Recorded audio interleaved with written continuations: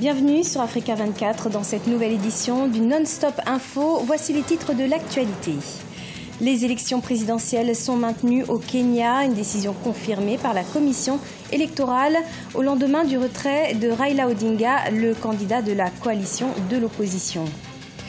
L'île Maurice a signé le 9 octobre le traité de libre-échange. Elle devient donc le 21e État à signer cet accord tripartite. C'est un marché de près de 700 millions de consommateurs qui s'offre désormais à l'île Maurice. Et au Rwanda, 2 jeunes étudiants ont pris l'initiative de sensibiliser les jeunes populations à la sexualité. Ils ont mis en place une application pour faciliter l'accès à l'information. Les explications dans ce journal. Les élections présidentielles auront bien lieu au Kenya le 26 octobre. La commission électorale kenyane a confirmé ce mercredi 11 octobre le maintien des élections au lendemain du retrait de Raila Odinga, le candidat de la coalition de l'opposition. Une décision qui intervient après l'invalidation historique par la Cour suprême des résultats donnant vainqueur le président sortant Uhuru Kenyatta. Un sujet d'Ashley Duprat. Kenya, le scrutin présidentiel aura bien lieu le 26 octobre. C'est ce qu'a annoncé mercredi soir la commission électorale. Des élections nécessaires pour que le pays puisse aller de l'avant. La commission électorale est obligée, n'est-ce pas, de poursuivre le processus parce que le pays doit continuer à fonctionner. C'est matériellement possible, c'est légalement possible. C'est donc une victoire pour les 8 candidats malheureux qui avaient obtenu gain de cause suite à l'invalidation du premier scrutin. Raila Odinga est lui aussi invité à participer à ce scrutin. Une proposition rejetée par l'opposition.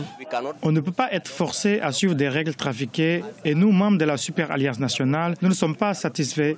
Nous n'irons pas aux élections tant qu'il y aura des irrégularités. Les gens qui nous ont donné ce semblant d'élection, ils sont toujours là et ils continuent à nous dire que personne n'a été personnellement tenu coupable. Même si la commission électorale a lancé un appel au calme et au dialogue, dans les rues kenyanes, la mobilisation de l'opposition ne faiblit pas. Dans les rues des localités considérées comme les bastions de l'opposition, plusieurs manifestations ont eu lieu, avec des slogans tels que « pas de réforme, pas d'élection », preuve que le Kenya n'en a pas fini avec ses rebondissements électoraux. En revanche, en République démocratique du Congo, les élections n'auront pas lieu avant 2019. Selon la Commission électorale nationale indépendante, il faudra attendre 504 jours pour organiser l'ensemble des 3 scrutins, législatives, présidentielles et provinciales, et ce à compter de la fin de l'enrôlement des électeurs. Pour rappel, l'accord signé entre le pouvoir et l'opposition le 31 décembre 2016 prévoyait des élections avant la fin de cette année 2017. Après l'Afrique du Sud et Madagascar en juillet 2017, l'île Maurice a signé le 9 octobre à son tour le traité de libre-échange. 27 États africains sont concernés par cet accord. À ce jour, 21 pays ont signé cet accord tripartite qui devrait s'étendre à la moitié du continent. Et Maurice devient donc le 21e État, un sujet de Gladys Mwamba.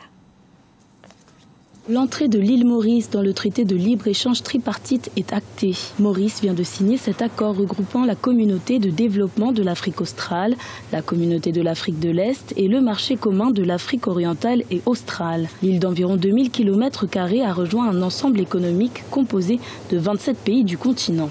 Nous avons un secteur privé dynamique. Les opérateurs sont partie prenante avec le gouvernement du processus d'ouverture vers la région.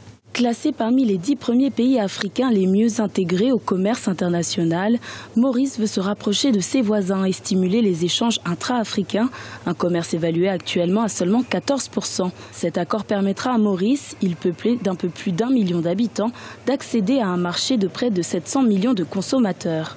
Le libre-échange entre Maurice et les tripartites, je trouve que c'est pas mal, que c'est bien. C'est plus facile pour Maurice d'exporter et importer. Il y aura certainement moins de charges sur les produits, moins de taxes. À qui ça va profiter? Donc je pense que après c'est les gros groupes, donc les grands groupes qui vont en bénéficier. Après, est-ce que ça va rapporter quelque chose au pays au niveau de la population mauricienne? après, c'est à voir. L'accord en faveur d'un marché unique et libéralisé en Afrique a pris forme en juin 2015 en Égypte. Une fois mise en œuvre, cette zone de libre-échange tripartite regroupant près de la moitié des pays africains représentera environ la moitié du PIB de l'Afrique, la moitié de la population totale du continent et couvrira une superficie totale d'environ 17 millions de kilomètres carrés. La dette publique de la République du Congo représenterait 110% de son produit intérieur brut.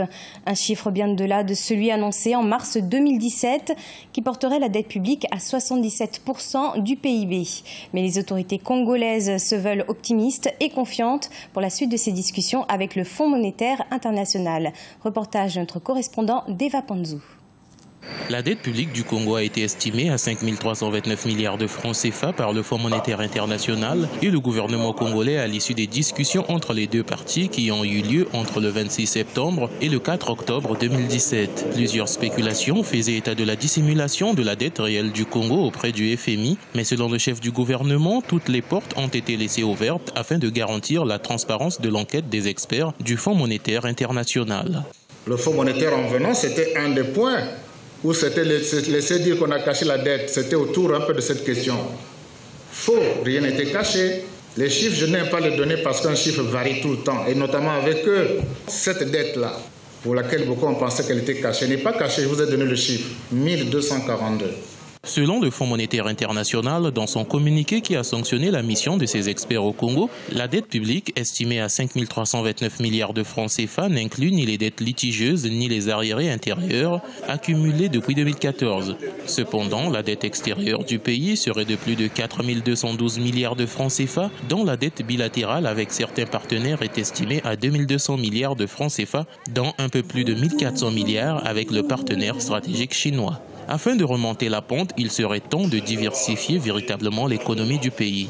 Maintenant, les autorités congolaises vont certainement s'y réajuster, certainement dans le cadre d'un programme triennal comme les autres États de la sous-région. Peut-être que c'est le moment aujourd'hui pour les autorités congolaises de penser à la diversification de l'économie congolaise pour que ce ne soit plus seulement un mot qui revient dans les discours politiques, mais que de manière concrète, l'on s'engage véritablement sur le chemin de la diversification de l'économie nationale. Les autorités congolaises ont demandé au Fonds monétaire international d'entamer le plus tôt possible les négociations qui aboutiraient à un éventuel programme soutenu par le FMI pour établir la stabilité économique et promouvoir une croissance soutenue et inclusive. En Afrique, lancement du service ferroviaire entre l'Éthiopie et Djibouti. C'est désormais officiel. La ligne de chemin de fer reliant les deux pays voisins de l'Afrique de l'Est commencera à fonctionner à compter du 8 novembre 2017. La voie ferrée était censée être en service depuis le début du mois dernier, mais elle a été suspendue en raison des dysfonctionnements de la distribution d'électricité. Sensibiliser sur la sexualité de manière efficace. C'est la mission que se sont confiés deux jeunes Rwandais en créant une application. Ils souhaitent faciliter l'accès à l'information dans ce domaine et se sont même rendus dans un camp de Mahama dans le sud-est du Rwanda pour montrer comment utiliser cet outil numérique. Asiatou Diamanka Besland. Au Rwanda, l'accès à l'information sur la sexualité se démocratise davantage. Deux jeunes Rwandais ont créé une application qui facilite l'accès à l'information sur la sexualité des jeunes. Aujourd'hui, armés de leur création numérique, ils se sont rendus dans le camp de Mahama au sud-est du pays, où vivent plus de 50 000 réfugiés burundais. Objectif, leur montrer comment utiliser l'application. Les gens du camp n'ont pas de téléphone intelligent, pas assez d'équipement et pas un bon accès à Internet. C'est pourquoi nous avons apporté ces tablettes et installé un centre où ils viennent se connecter. Nous leur fournissons également un routeur Wi-Fi. Ils peuvent ainsi venir dans cette pièce silencieuse, utiliser nos applications et visiter notre site web pour y poser différentes questions. Comme dans tous les pays africains, la sexualité des jeunes est devenue une priorité de santé publique. Une bonne information les aide à faire face à ce monde nouveau pour la plupart. Vous avez aussi des jeunes qui sont dans la communauté et qui ne sont pas scolarisés. Ces jeunes-là ont aussi besoin de cette information. Donc il faut vraiment avoir une approche humaine pour qu'au moins chaque jeune puisse avoir accès à cette information. Les jeunes ne sont pas seulement ceux qui reçoivent et absorbent l'information. Ils vont eux-mêmes chercher les bonnes informations et ensuite les partagent avec leurs amis. Je pense que nous devrions encourager cela non seulement en Afrique de l'Est, mais aussi dans tout le continent. Selon le dernier rapport publié par le Fonds des Nations Unies pour la population en 2015, 18 pays africains figurent sur une liste de 20 pays de l'organisation ayant les plus forts pourcentages de grossesse chez les adolescentes au monde. Ce journal a été réalisé par l'ensemble de la rédaction. Merci pour votre fidélité. Retrouvez dans un instant une nouvelle édition de l'information sur Africa 24.